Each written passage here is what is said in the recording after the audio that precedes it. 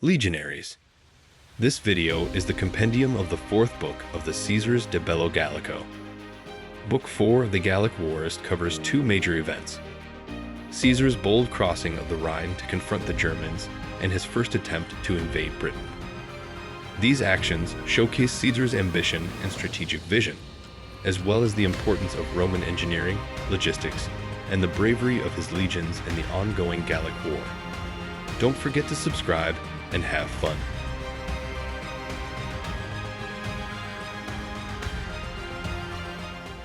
Before we begin with the next Caesar's battles against the Gauls, don't forget to subscribe. Let us begin.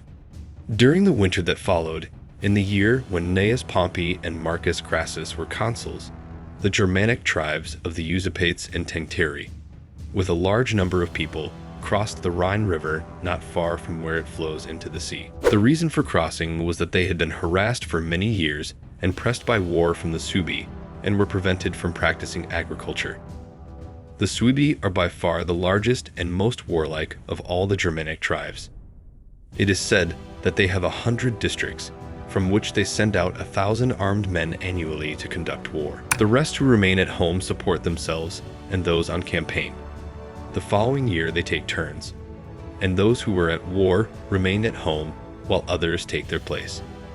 In this way, neither agriculture nor their military practice is interrupted. However, they have no private or separate fields, and it is not allowed for anyone to stay in one place for more than a year for the purpose of cultivation.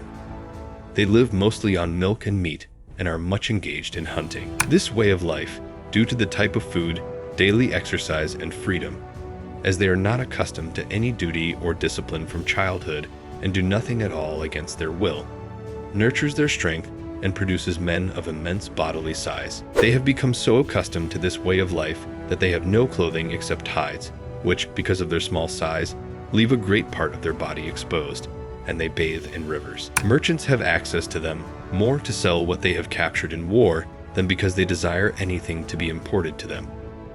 Even the pack animals, which the Gauls are very fond of and procure at great expense, are not used by the Germans. Instead, they use their own, which are small and unattractive, but through daily exercise, they become capable of enduring great labor. In cavalry battles, they often dismount and fight on foot, having trained their horses to stand still in one place to which they quickly return if needed. In their customs, nothing is considered more disgraceful or cowardly than to use a saddle. Therefore, however few they are, they dare to approach any number of saddle-mounted horsemen. They do not allow wine to be imported to them at all, because they believe it weakens the body for enduring labor and makes men effeminate. They consider it the greatest glory to have vast areas of land vacant around their territories. This, they say, shows that a large number of states cannot withstand their power. Thus, on one side, they say there is a vacant area of about 100 miles from the Suebi. On the other side are the Ubi, whose state was large and flourishing by German standards. Although they are of the same origin, they are somewhat more civilized due to their proximity to the Rhine, which brings many merchants to them, and because they have become accustomed to Gallic customs. Although the Suebi had tried many times and in many wars to expel them due to their strength and the importance of their state, they could not. Nevertheless, they made the Ubi pay tribute and reduced them to a much lower and weaker condition. The Usipates and Tencteri, as mentioned before, were in the same situation. They had withstood the power of the Suebi for many years, but were ultimately expelled from their lands. After wandering through many parts of Germany for 3 years, they reached the Rhine, where the Menapii inhabited the region. The Menapii had settlements on both sides of the river, with fields, buildings, and villages.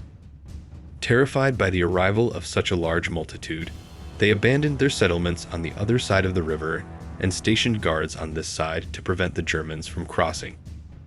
The Germans, after trying everything and finding they could neither force their way across due to a lack of ships, nor cross secretly because of the Menapi's guards, pretended to retreat to their own territories. After a 3-day march, they suddenly turned back and, completing the entire journey in one night with their cavalry, surprised the Menapii who, having been informed by scouts that the Germans had departed, had returned without fear to their villages across the Rhine. They killed these Menapii, seized their ships, crossed the river before those on this side could be informed, and took over all their buildings, spending the rest of the winter living off their provisions. Caesar, informed of these events and fearing the instability of the Gauls, who are fickle in taking counsel and usually eager for revolution, decided that nothing should be entrusted to them. This is a characteristic of the Gallic culture.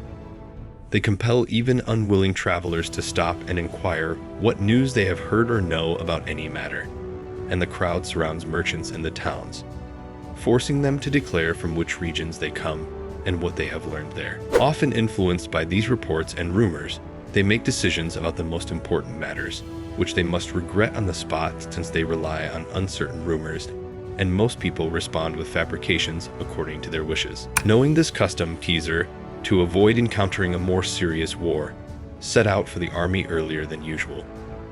When he arrived, he discovered that what he had suspected was true. Delegations had been sent from several states to invite the Germans to leave the Rhine, promising that whatever they asked for would be granted. Encouraged by this hope, the Germans were now wandering more widely and had entered the territories of the Eburones and Condrusi, who are clients of the Treveri. Caesar, having summoned the Gallic leaders, decided that he should conceal what he had learned, soothed and reassured their spirits, and called for cavalry. He decided to wage war against the Germans. Having arranged the grain supply and selected the cavalry, Caesar began his march towards the areas where he had heard the Germans were located. When he was a few days' journey away, envoys came from them with this message. The Germans neither intended to wage war on the Roman people, nor would they decline a fight if provoked, as it was their custom handed down from their ancestors to resist any aggressor and not to ask for peace. However, they came to state that they had been driven from their homes, and if the Romans wished to show their favor, they could become useful allies. Either they should be assigned lands or allowed to retain those they had won by arms. They conceded to the Suebi alone, whom even the immortal gods could not equal in strength. As for the rest of the world, there was no one they could not surpass. To this, Caesar responded as he saw fit, but the essence of his reply was that there could be no friendship with them if they remained in Gaul. It was neither right for those who could not defend their own territory to seize others' lands, nor were there any unoccupied lands in Gaul that could be given to such a large number without causing harm. However, they were permitted, if they wished, to settle in the lands of the Ubi, whose envoys were with him, and complained of the injustices of the Suebi, asking for his help. This he would grant to the Ubi. The envoys said they would report this back to their people, and would return to Caesar after 3 days with their decision. In the meantime, they requested that he not move his camp closer. Caesar said he could not agree to this, for he had learned that a large part of their cavalry had been sent several days earlier across the Meuse to forage for plunder and grain. He believed that this delay was being requested to await the return of this cavalry. If you, like me, are looking forward to see what is happening next, don't forget to subscribe. See you in the next video. Before we begin with the next Caesar's battle against the Germans, don't forget to subscribe. Let us begin. The Meuse rises from the Vosges Mountains, which are in the territory of the Lingones, and after receiving a tributary from the Rhine called the Vacalus, forms the island of the Batavi and flows into the ocean, and enters the Rhine 80 miles from the sea. The Rhine rises in the territory of the Lepanti, who inhabit the Alps, and flows swiftly for a long distance through the territories of the Nantuates, Helvetii, Sequani, Mediomatrici, Trebosi, and Treveri, and when it approaches the ocean, it splits into several branches, forming many large islands, most of which are inhabited by fierce and barbarous tribes, who are believed to live on fish and bird eggs. It empties into the ocean through several mouths. When Caesar was no more than 12 miles away from the enemy, as agreed, the envoys returned to him. On the way, they earnestly requested that he advance no further. When this was denied, they asked him to send ahead to the cavalry who had advanced to prevent any engagement and to permit them to send envoys to the Ubi. If their leaders and senate gave them their word, they would accept Caesar's terms. They asked for 3 days to complete these arrangements. Caesar believed all this was meant to delay so their absent cavalry could return. Nonetheless, he said he would advance no more than 4 miles that day to get water.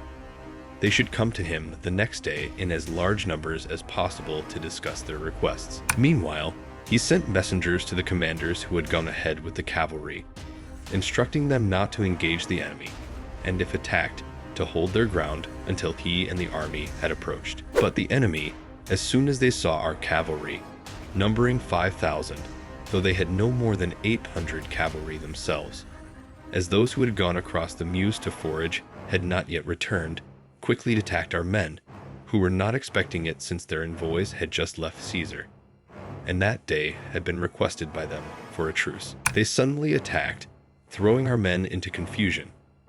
Then, according to their custom, they leaped from their horses and attacked on foot, driving many of our horses out from under their riders, and putting the rest to flight so quickly that they did not stop until they came in sight of our main force. In this battle, 74 of our cavalrymen were killed, including the very brave Piso, an Aquitanian of the highest rank, whose grandfather had held the kingship in his state and been called a friend of our Senate. He had gone to help his brother, who was cut off by the enemy, and saved him from danger, but was himself thrown from his horse, and, as long as he could, fought bravely on foot. When surrounded and struck by many wounds, he fell.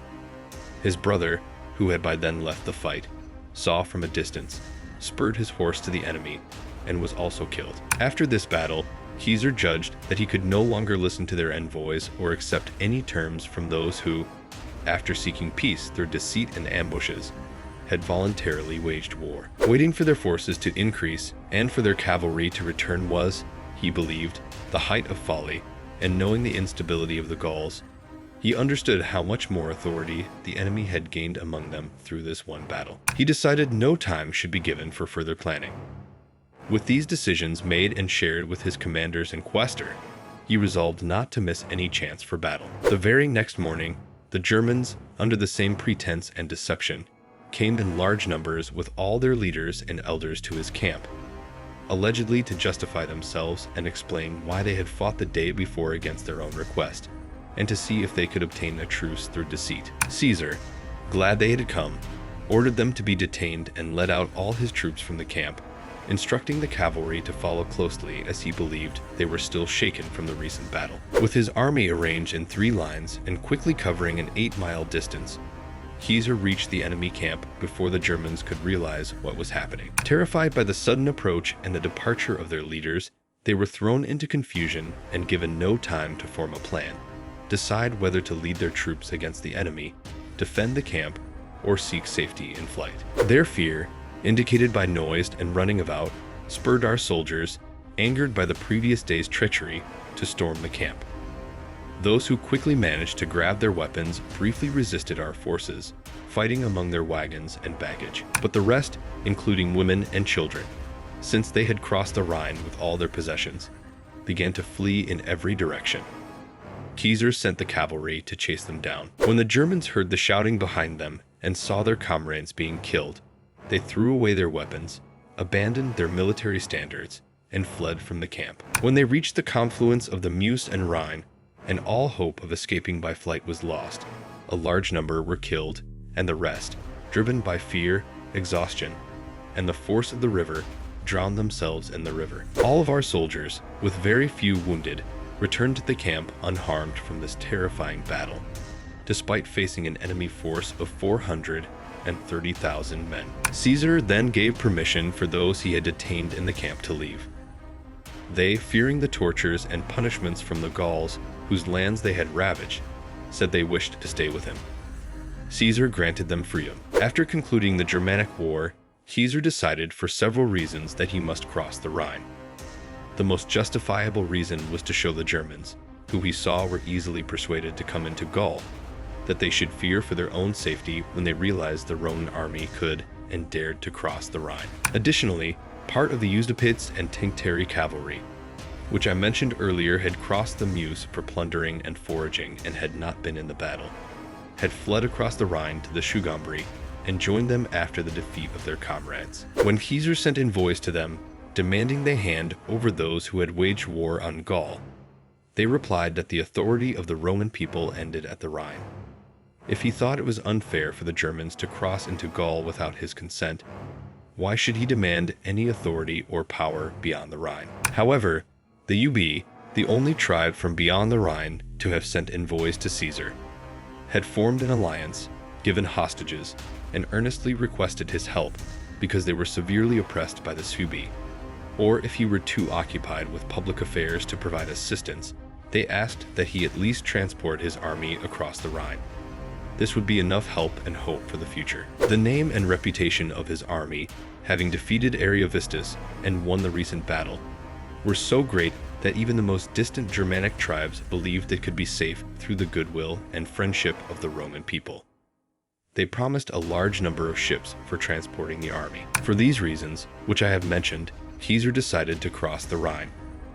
However, he thought it neither safe nor worthy of his own or the Roman people's dignity to cross by ships. Although the task of building a bridge was presented with the utmost difficulty due to the width, swift current, and depth of the river, he believed he must attempt it or otherwise not lead his army across. He designed the bridge as follows. Pairs of 18-inch thick beams, pointed a little at the bottom and cut to the river's depth, were driven into the river using machines. They were placed 2 feet apart and connected by crossbeams fastened on top to form a framework. Another pair of beams, set at an angle against the current and 4 feet apart from the first pair, were similarly fixed. These pairs of beams were then connected by additional crossbeams at the top, secured by brackets. The entire structure was made stable by these connections, and the greater the force of the river, the more tightly the structure held together.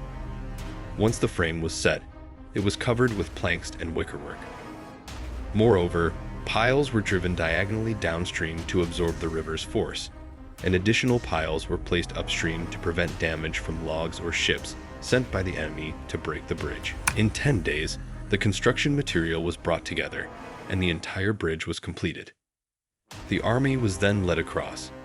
Caesar left a strong guard on both sides of the bridge and marched into the territory of the Sugambri. Meanwhile, envoys from several tribes came to him seeking peace and friendship, and he replied generously and ordered them to bring hostages to him. However, the Sugambri, since the bridge began to be built, having prepared for flight and encouraged by those from the Tencteri and Usipetes among them, had left their territories, taken all their belongings, and hidden in remote forests. If you, like me, are looking forward to see what is going to happen next, don't forget to put a like and subscribe. See you in the next video. Before we begin with Caesar's invasion of Brittany, don't forget to subscribe. Let us begin. After staying in their territory for a few days, burning all their villages and buildings and cutting down their grain, Caesar returned to the land of the Ubi and promised them his support if they were oppressed by the Suebi.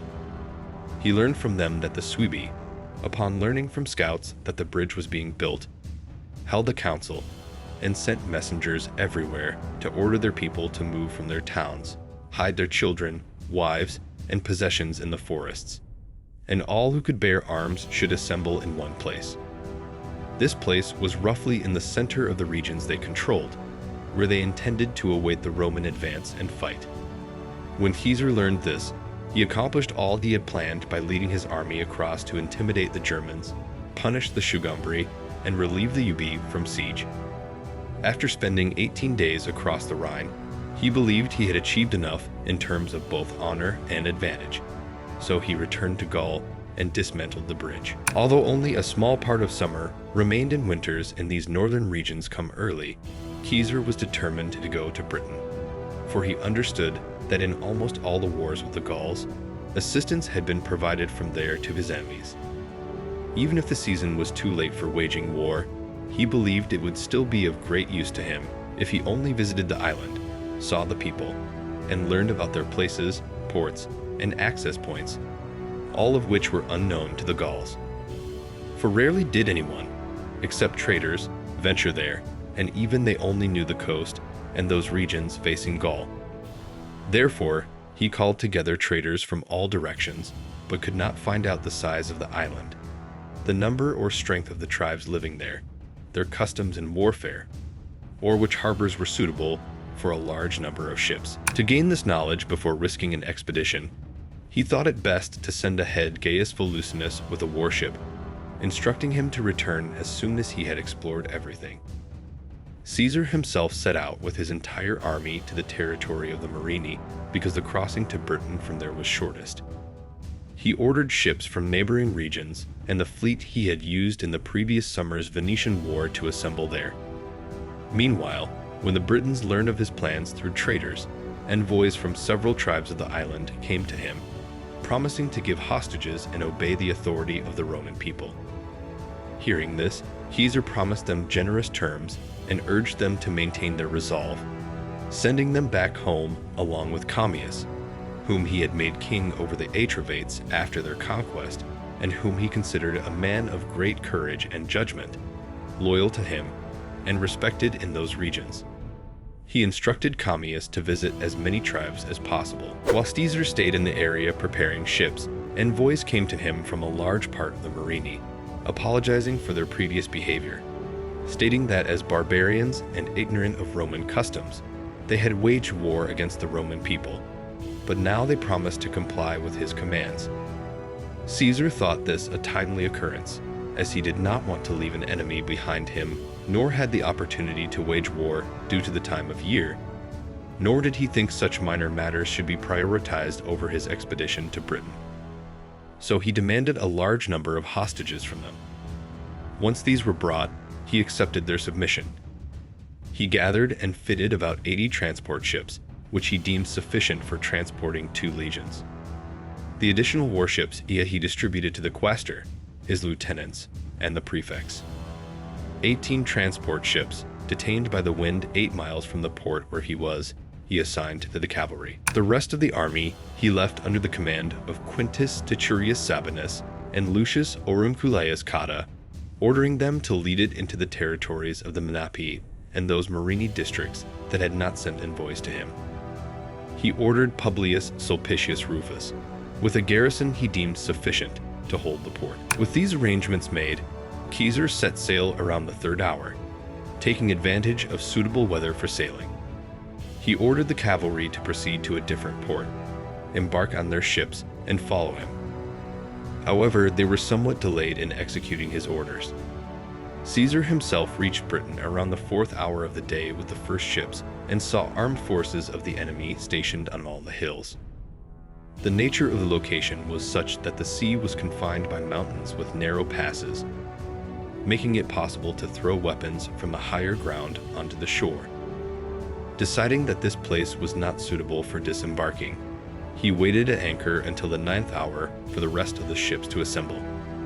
Meanwhile, he called together his legates and military tribunes, explained what he had learned from Volusinus, and outlined what he wanted to be done, emphasizing the importance of carrying out all commands promptly and efficiently in response to the rapid and unpredictable movements of maritime operations. After dismissing them, he advanced about 7 miles from that place and stationed his ships on an open and flat shore. However, the barbarians, having learned of the Romans' plans, sent ahead their cavalry and charioteers, a type of fighter they commonly used in battles. They followed with the rest of their forces to prevent our men from disembarking. The difficulty was immense because the ships, due to their size, could only anchor in deep water. The soldiers in unfamiliar locations, with their hands hindered, burdened by the heavy weight of their armor, had to jump down from the ships, maintain their footing in the waves, and fight the enemy simultaneously.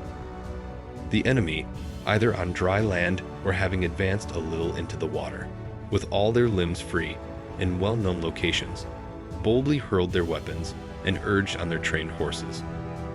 Our men, terrified by these circumstances and inexperienced in this type of fighting, did not show the same zeal and eagerness they usually exhibited in battles on foot. If you, like me, are looking forward to see what is going to happen next, if Caesar will invade Brittany, don't forget to put a like and subscribe. See you in the next video. Salve legionari! Before we assist Caesar in his landing in Britain, subscribe to the channel. Let us begin. When Caesar noticed this, he ordered the long ships, whose appearance was unfamiliar to the barbarians and whose movement was more efficient, to be removed slightly from the transport ships and to be propelled by oars to the open side of the enemy. From there, they could be driven off with slings, arrows, and artillery. This maneuver was greatly beneficial to our men. The shape of the ships, the movement of the oars, and the unusual nature of the artillery disturbed the barbarians, causing them to halt and retreat a little. However, our soldiers, still hesitating due to the depth of the sea, saw the bearer of the 10th Legion's eagle, who, after praying to the gods that the matter might turn out favorably for the legion, said, "Leap down, soldiers, unless you wish to betray your eagle to the enemy. I, at least, will perform my duty to the Republic and my commander." With a loud voice, he threw himself from the ship and began to advance the eagle towards the enemy. Then our soldiers, urging one another not to allow such a disgrace, all jumped from the ship together. When the soldiers from the nearest ships saw this, they followed suit and approached the enemy. The battle was fiercely contested by both sides. However, our men were greatly disturbed because they could neither maintain their ranks, stand firmly, nor follow their standards. Each man joined the nearest standards from whichever ship he had disembarked. The enemy, who knew all the shallows, when they saw some individuals leaving the ships one at a time, spurred on their horses and attacked our men while they were encumbered, surrounding a few of them with many and hurling weapons from the open side against the entire force. When Caesar observed this, he ordered the skiffs of the warships, as well as the scouting vessels, to be filled with soldiers and sent them to assist those he saw in distress. Our men, as soon as they reached dry land, regrouped with all their comrades and launched an attack against the enemy, putting them to flight. However, they could not pursue them far because the cavalry had not been able to maintain their course and reach the island. This one thing was lacking for Caesar's accustomed success. After the battle, the defeated enemy immediately sent envoys to Caesar to negotiate peace, promising to give hostages and comply with his commands. Along with these envoys came Commius the Atterbatian, whom Caesar had previously sent to Britain. The Britons had seized Commius upon his disembarkation, as he delivered Caesar's message in the manner of an ambassador and had thrown him into chains. However, after the battle, they released him, attributing the responsibility for their actions to the populace and asking for pardon due to their ignorance. Caesar, after complaining that they had sought peace and then waged war without cause, said he would pardon their ignorance and demanded hostages. They immediately delivered part of these and said they would send the rest from distant locations within a few days. Meanwhile, they ordered their people to return to their fields, and the leaders began to assemble from all sides and commend themselves and their states to Caesar. With peace thus established, 4 days after Caesar arrived in Britain, the 18 ships that had carried the cavalry set sail from the upper port with a gentle wind. When they approached Britain and were seen from the camp, a sudden storm arose, preventing any of the ships from maintaining their course. Some were driven back to the same port they had departed from, while others were cast down to the lower part of the island, which lies closer to the west, with great danger to themselves. They cast anchor, but the waves filled the ships, forcing them to return to the mainland during the night. That same night, the moon was full, which causes the highest tides in the ocean, a fact unknown to our men. Thus, at one time, the tide filled the warships Caesar had drawn up on the shore, and the storm battered the transport ships that were anchored. None of our men had the means to manage or assist. Several ships were wrecked, and many others, having lost their cables, anchors, and other equipment, were rendered unfit for sailing. This naturally caused great confusion throughout the entire army, since there were no other ships to return them to the mainland, and all the necessary equipment for repairing the ships was lacking. Moreover, since everyone understood that they must winter in Gaul, they had not provided grain for wintering in those places. When these facts became known, the British chiefs who had met with Caesar after the battle conferred among themselves. Realizing that the Romans lacked cavalry, ships, and grain, and understanding the small number of soldiers from the small size of the camp, which was even smaller due to Caesar transporting his legions without baggage, they considered it the best course of action to renew the war, cut off the Romans from supplies, and prolong the conflict into the winter. They believed that, with the Romans defeated or their return prevented, no one would afterward dare to cross into Britain to wage war. So they made a conspiracy again, began to withdraw gradually from the camp, and secretly led their people from the fields. To see how Caesar will be successful also in Britain, you need to see the next video. But before that, please leave a like and subscribe to the channel. Vale, ad que salve. Before we participate with Caesar to his battles in Britain, subscribe to the channel. Let us begin. Caesar, though unaware of their plans, suspected what would happen from the situation with his ships and the fact that they had stopped giving hostages.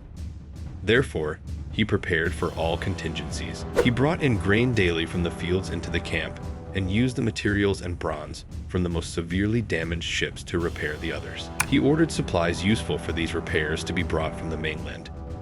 With great effort from the soldiers, he managed to make the remaining ships seaworthy after losing 12. While these things were happening, one legion, the 7th, was sent out to forage as usual, and no suspicion of war had arisen at that time.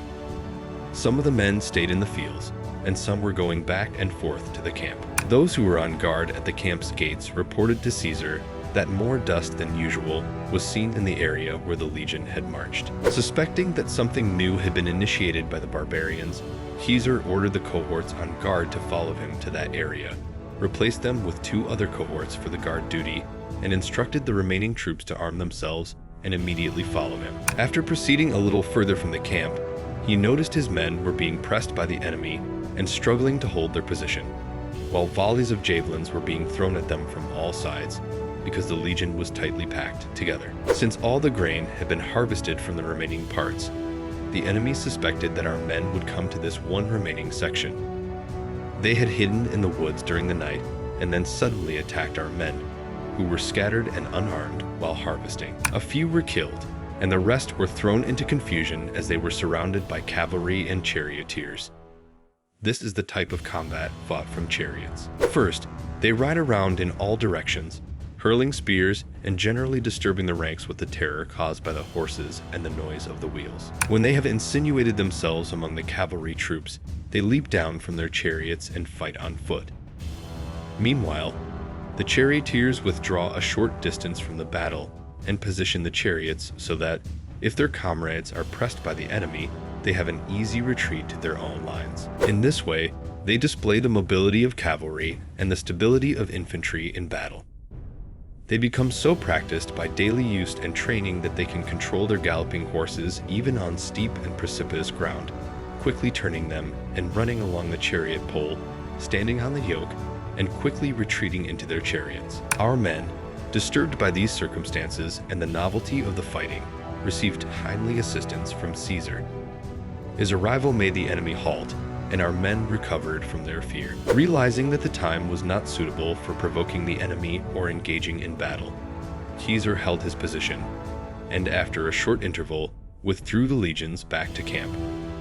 While these events were taking place, the rest of our men, who were in the fields, returned to camp. Continuous storms for several days kept both our men confined to the camp and the enemy from attacking. Meanwhile, the barbarians sent messengers everywhere, proclaiming the small number of Roman soldiers and highlighting the great opportunity for plunder and permanent liberation if they could expel the Romans from their camp. These messages quickly gathered a large force of infantry and cavalry, which came to the camp. Caesar, though anticipating the same outcome as on previous days, that the enemy would flee if defeated due to their swiftness, still assembled about 30 cavalry that Commius the Atrebatian, as mentioned before, had brought with him, and drew up the legions in battle formation before the camp. Once the battle was joined, the enemy could not withstand the charge of our soldiers for long and turned to flee. Our men pursued them as far as their strength and speed allowed, killing many, then burned all the buildings far and wide before returning to camp. That same day, envoys from the enemy came to Caesar to negotiate peace. Caesar doubled the number of hostages he had previously demanded and ordered them to be brought to the continent, because he did not think it wise to risk a sea voyage with weakened ships so close to the equinox. Seizing a suitable weather opportunity, Caesar set sail shortly after midnight, and all the ships reached the continent safely. However, 2 transport ships could not reach the same port as the others and were driven a little further away. When about 300 soldiers disembarked from these ships and were heading to the camp, the Morini, whom Caesar had left in peace when he departed for Britain, were enticed by the prospect of plunder and surrounded the soldiers with a relatively small force at first, ordering them to lay down their arms if they did not want to be killed. When our men formed a circle and defended themselves, about 6,000 men quickly gathered at the sound of the cornica. Caesar, upon receiving this news, sent all his cavalry from the camp to aid his men. Meanwhile, our soldiers withstood the enemy's assault for over 4 hours, fought very bravely with few wounds, and killed many of the enemy. When our cavalry finally appeared, the enemy threw down their arms and fled, with many of them being killed. The next day, Caesar sent the legate T. Labienus with the legions he had brought back from Britain to subdue the Morini who had rebelled. Due to the drought, they had no refuge in the marshes they had used the previous year, so almost all fell into Labienus' power. Meanwhile, the legates P. Titurius and L. Cotta, who had led the legions into the territories of the Menapi, devastated all their fields, cut down their grain, and burned their buildings. The Menapi had all taken refuge in the densest forests. After completing these tasks, the legates returned to Caesar. Caesar stationed his legions for winter quarters among the Belgae. Only 2 tribes from Britain sent hostages to him. The rest neglected to do so. After these events, a 20-day Thanksgiving was decreed by the Senate based on Caesar's letters. Before seeing what will come next, subscribe to the channel and leave a like. See you in the next video, Legionary.